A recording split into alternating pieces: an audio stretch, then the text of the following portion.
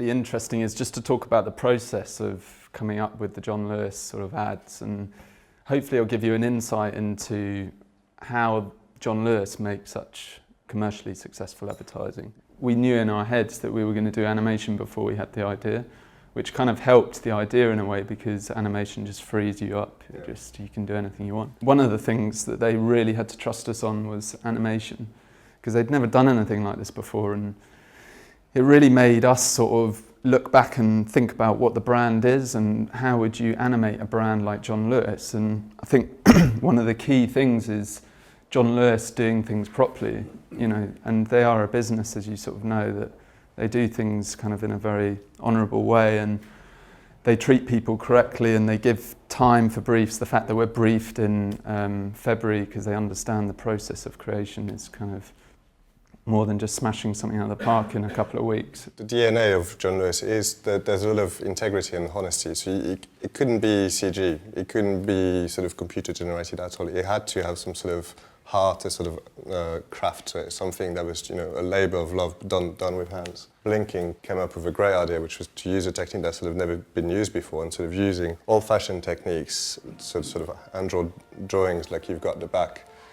But as opposed to animate them on a painted background, they were like, we can do that in 3D. We can print them and then do the stop frame animation of all the characters in the 3D models.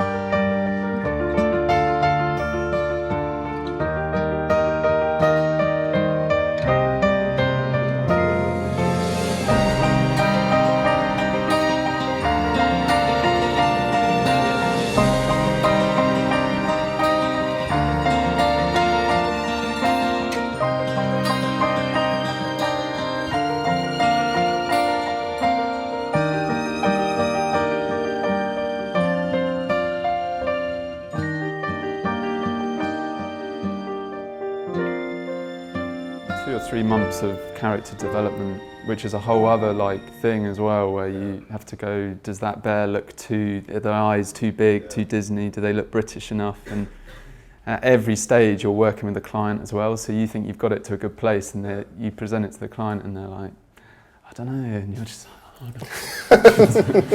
yeah, but it was quite a contentious point, because they didn't want to, obviously we didn't want either, but they wanted it to be, you know, British, not American, and there was long chats about expressions, and what Disney does is just, you know, big eyes, big smiles, and that's pretty much what you get.